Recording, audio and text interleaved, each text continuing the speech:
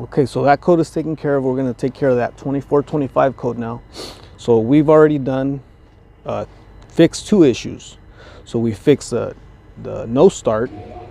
We've taken care of that. That was 2 fuses, the PTO fuse and the starter fuse. So that was a pretty easy fix. And then we had the 3691 code. This unit still has warranty. It has emissions, so that is covered under emissions warranty. The glow plug module, so that'll be covered. Now we have that 3rd and hopefully final issue to take care of on this. The shifter switches, we'll check those out, check the wiring. If it's not the wiring, it'll be the switches for sure.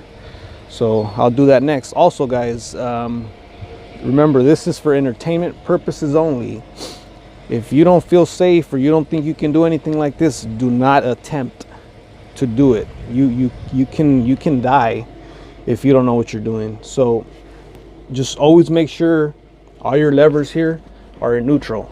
Okay, make sure they're in neutral, and the bottom one there as well, because if this thing goes and you're under it, goodbye sir, you're a goner. Also, you can make sure your e-brake is working.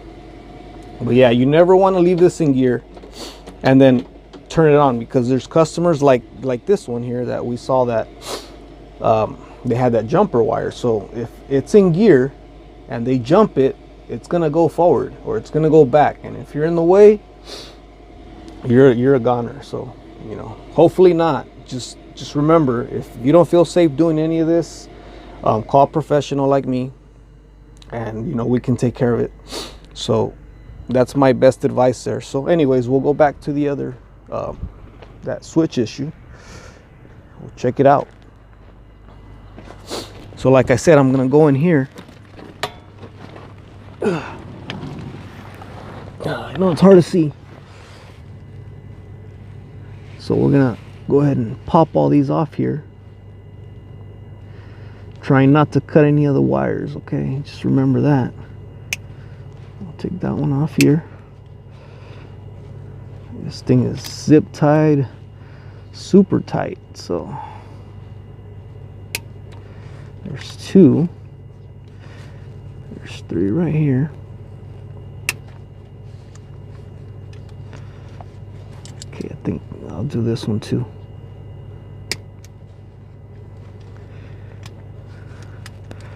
So basically you have these 2 switches right here, this one and this one. It's a gray and a green. So the switches are actually right here, hard to see. That's one. The other one is, where's the other one? It's in here somewhere too. It's behind all this mess.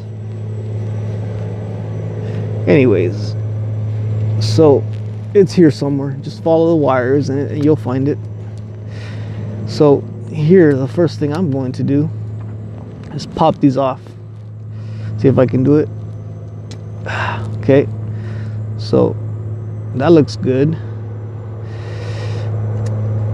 on that side, and that looks good on that side. Only thing is, we'll have to check is behind these. So it's a pretty cold day today, so it's a little slow. I'm a little slow here, so I'll pop these off and then I'll come right back. Okay, so basically here I pull these off. Show you here. Pull these little covers off. They go in like this, and you pull them off on the side here with your nail or flathead. Anyways, so what I did, I wanted to check these pins, and they're intact. What I did, I used a pick and got along the side here just to open them up, or actually close them up so they can have better contact. So I'm gonna hook them back up and we're gonna find out if it worked. I'm gonna set this down here. It'll be a bad angle, but anyways, that's that. Put this one back on.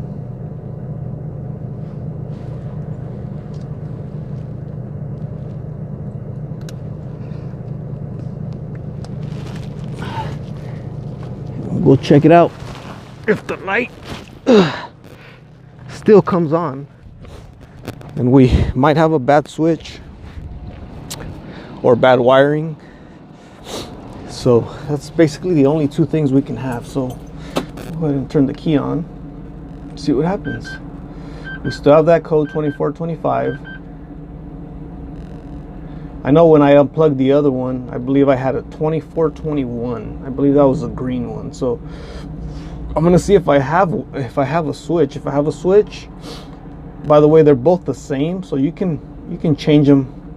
You can put a green one, you can put two green ones, two gray ones. It won't matter. It's the same thing.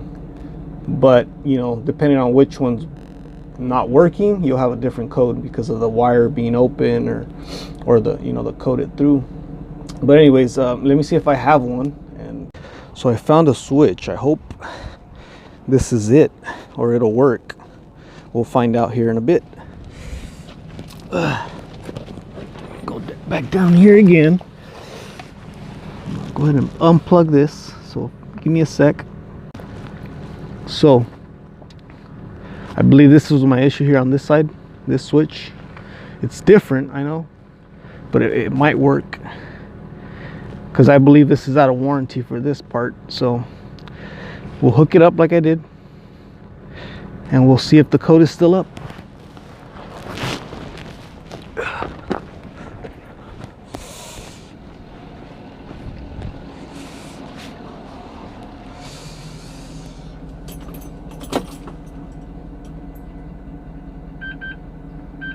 We still have the code. So as you can see, we still have that code, which sucks. I hope it didn't come on again, but it did.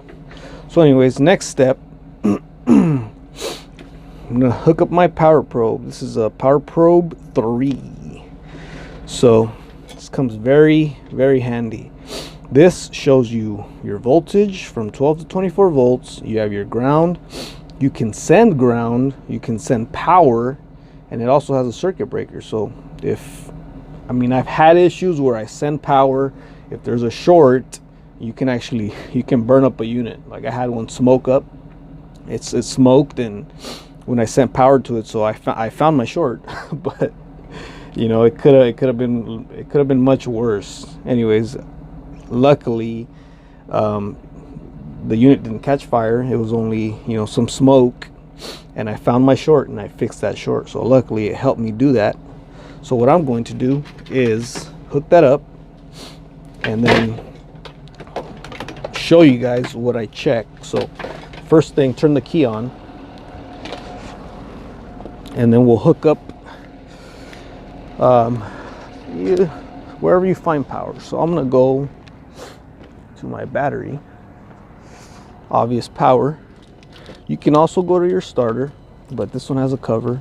You can go to your alternator, which has a power way back in there. But anyways, we'll just do the easy way. We'll do it here. We got our ground hook up, and then we got our power. It's a little difficult with one hand. We'll hook it up real quick. We'll show you.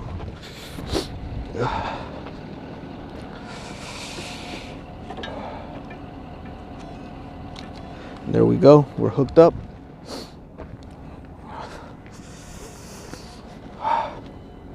Just a little chilly. Okay, here we go. Lights are on.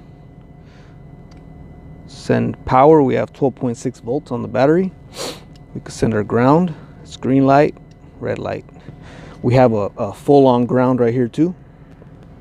So if you want to ground something out, like straight ground, this is it. You can send it with this, but this is always ground here, always. So what we're gonna do is I'm gonna use this handy dandy tool here to check the power. Gotta check for power, check for ground here. So we're gonna pull this off.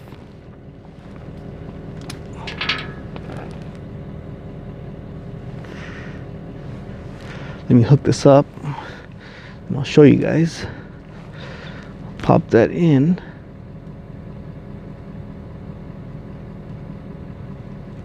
Okay, so we are in, and then I'm gonna check. Okay, we got a ground here. It's our ground. Now we're gonna hook up to the other side. Hopefully we have 5 volts or something near 5 volts. So we have we have what? We have voltage. We have, it's moving around, but 2.2 volts.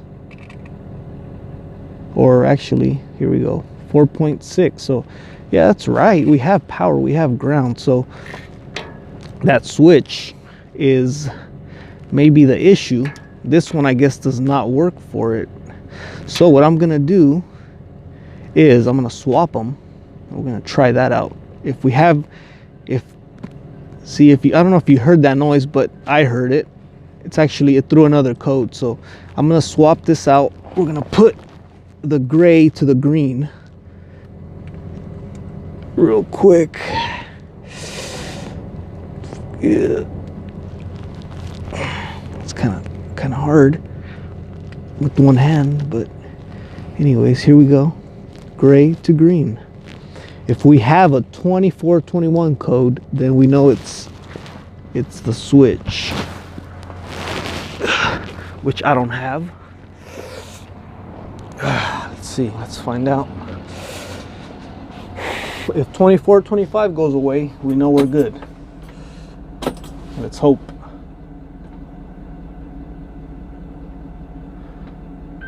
So 2421, perfect. We know it's that switch, so now we gotta go get a switch. I'll get right back to you guys once I get back. It'll be about half an hour for me, but about 2 seconds for you.